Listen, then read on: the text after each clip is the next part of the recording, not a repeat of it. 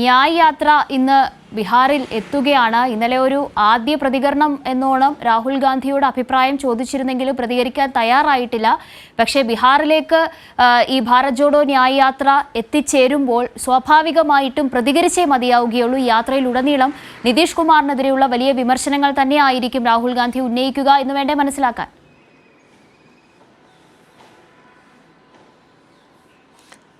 തീർച്ചയായും ഈ രാഹുൽ ഗാന്ധിയുടെ ജോഡോ ന്യായ് യാത്ര ബീഹാറിൽ പ്രവേശിക്കുമ്പോൾ അതിന് മുൻപിൽ നിന്നുകൊണ്ട് സ്വീകരിക്കുകയും മുൻപിൽ നിന്നുകൊണ്ട് ഇത്തരത്തിൽ പ്രവർത്തിക്കുകയും ചെയ്യേണ്ട ആൾ കൂടിയായിരുന്നു ഈ ഒരു നിതീഷ് കുമാർ എന്ന് പറയുന്നത്. പ്രത്യേകിച്ച് നമുക്കറിയാം ഇന്ത്യ മുന്നണി എന്നൊരു ആശയം മുന്നോട്ട് വയ്ക്കുക ആദ്യമായി പ്രഖ്യാപിച്ചതും ബീഹാറിലെ പട്നയിൽ വെച്ചായിരുന്നു.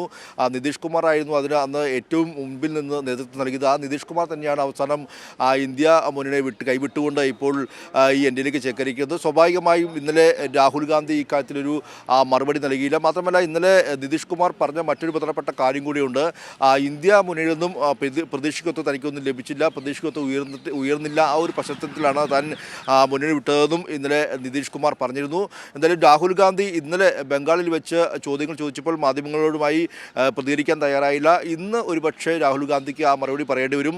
ഇന്നിപ്പോൾ ഈ ബീഹാറിലെ കിഞ്ചൻഗഞ്ചിലാണ് ഇന്ന് യാത്ര ആരംഭിക്കുന്നത്. അവിടെ ഇത്തരത്തിൽ ബസ്സിലും ടാക്സിയിലുമായിട്ടാണ് ഇപ്പോൾ എല്ലാമാണ് ഇപ്പോൾ പ്രചരണം ഇന്ന് നടക്കാൻ പോകുന്നത്. ഇതിൻ്റെ ഭാഗമായി ഇന്നിപ്പോൾ രാഹുൽ ഗാന്ധി പ്രതികരിച്ചേക്കും. അതുകൊണ്ട് തന്നെ രാഹുൽ ഗാന്ധിയുടെ വാക്കുകൾ ഇതിൽ ഏറെ പ്രസക്തമായി എല്ലാവരും രാഷ്ട്രീയ ഇന്ത്യ ഉറ്റുനോക്കുന്നു.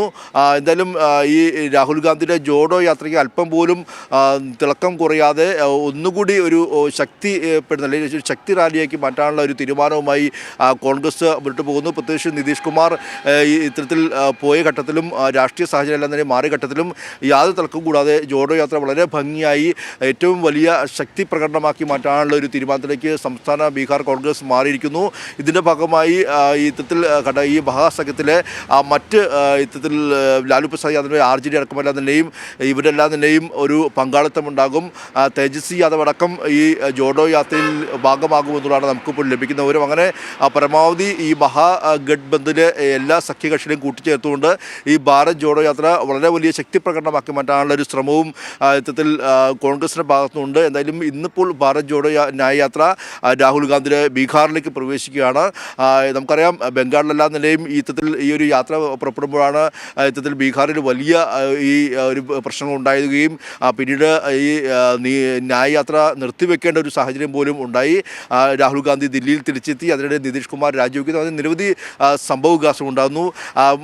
സ്വാഭാവികമായും ഇന്ത്യ മുന്നണിയെ ശക്തിപ്പെടുത്താൻ വേണ്ടി കോൺഗ്രസ് നേതൃത്വം നൽകേണ്ട കോൺഗ്രസ് അത് ചെയ്യുന്നില്ല എന്നൊരു ആരോപണം പരക്കെ ഉണ്ട്. മാത്രമല്ല അത് നമുക്കറിയാം പല ഘട്ടങ്ങളിലായി ഇപ്പോൾ ഇന്ത്യ മുന്നണി ഇത്തരത്തിലൊരു കൃത്യമായി ഇടപെട്ടിരുന്നെങ്കിൽ ഒരുപക്ഷെ നിതീഷ് കുമാർ പോകില്ല എന്നുള്ളൊരു സംഭവം ഇന്ത്യ മുന്നിലെ മറ്റ് മുന്നിലുള്ള എല്ലാ സഖ്യത്തിലുള്ള ആളുകൾക്ക് ഉണ്ടാകാനും നമുക്കറിയാം ബംഗാളിൽ തൃണമൂൽ കോൺഗ്രസ് ഈ സീറ്റ് വിഭജന ചർച്ചയുമായി ബന്ധപ്പെട്ടുകൊണ്ട് കോൺഗ്രസുമായി തെറ്റിപ്പറ്റുകയും ഒറ്റയ്ക്ക് മത്സരിക്കാൻ വേണ്ടി തീരുമാനിക്കുന്നു.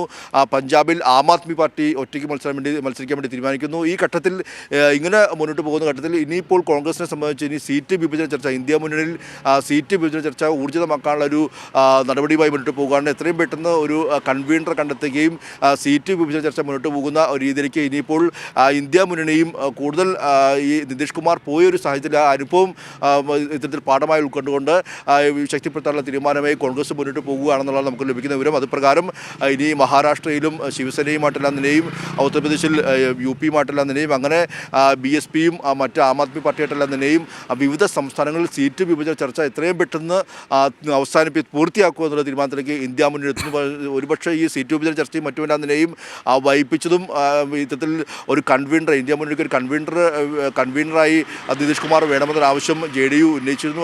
അതെല്ലാം തന്നെയും രാഹുൽ ഗാന്ധിയാണ് ആ തീരുമാനം വൈപ്പിച്ചത്. ഇതെല്ലാം തന്നെയും തിരിച്ചടിയായി എന്നൊരു വിലയിരുത്തൽ ഇത്തരത്തിൽ കോൺഗ്രസിനുണ്ട്, അതോടൊപ്പം തന്നെ ഇന്ത്യ മുന്നണിയിലുണ്ട്. അതുകൊണ്ട് തന്നെ ഇനി ഈ വരുന്ന ഓരോ സമയവും വിലപ്പെട്ടതാണെന്നും അതുകൊണ്ട് ഇനി കൂടുതൽ ഒരു കൊഴിഞ്ഞുപോക്ക് ഉണ്ടാകാതെ പരമാവധി സീറ്റ് വിഭജന ചർച്ച പൂർത്തിയാക്കിക്കൊണ്ട് മുന്നോട്ട് പോകാനുള്ള തീരുമാനമായി ഇന്ത്യ മുന്നണിയിൽ പോവുകയാണ്.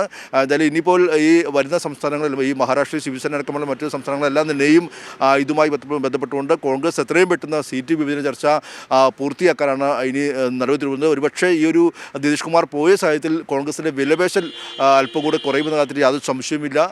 പ്രത്യേകിച്ച് യു പിയിലടക്കം 11 സീറ്റുകൾ മാത്രം കോൺഗ്രസ് നൽകാമെന്ന് ഇപ്പോൾ എസ് പി നേതാവ് അഖിലേഷ് യാദവ് കഴിഞ്ഞ ദിവസം എക്സിൽ കുറിച്ചിരുന്നു. ഈ 11 സീറ്റുകൾ അപ്പുറമായി 13 സീറ്റിലധികമാണ് കോൺഗ്രസ് അവിടെ ആവശ്യപ്പെടുന്നത്. അങ്ങനെ ഒരു സീറ്റ് വിഭജന ചർച്ചയെല്ലാം തന്നെയും അവിടെ ഇനി അന്തിമഘട്ടത്തിലേക്ക് കടക്കാനുണ്ട്. അതുപോലെ തന്നെ BSP ഉണ്ട്, നിരവധി ആം ആദ്മി പാർട്ടി പഞ്ചാബിൽ ഒറ്റയ്ക്ക് മത്സരിക്കുന്നത് പ്രഖ്യാപിച്ചു കഴിഞ്ഞു. ആ ഒരു പശ്ചാത്തലത്തിൽ കൂടിയാണ് ഇപ്പോൾ മുന്നോട്ട് പോകുന്നത്. കാവ്യ. ശരി സിബി, താങ്ക് യു. എന്തായാലും വളരെ പ്രധാനപ്പെട്ട രാഷ്ട്രീയ നീക്കങ്ങൾ അത് ബീഹാറിൽ നടന്നുകൊണ്ടിരിക്കുന്നു. അതിനിടെ ഭാരത് ജോഡോ ന്യായ് യാത്രയും ബീഹാറിലേക്ക് ഇന്നെത്തുന്നു എന്ന ഒരു വലിയ രാഷ്ട്രീയപരമായ പ്രത്യേകതയുമുണ്ട്. സമഗ്ര വിവരങ്ങളാണ് സിബി ജോസഫ് പങ്കുവച്ചത്.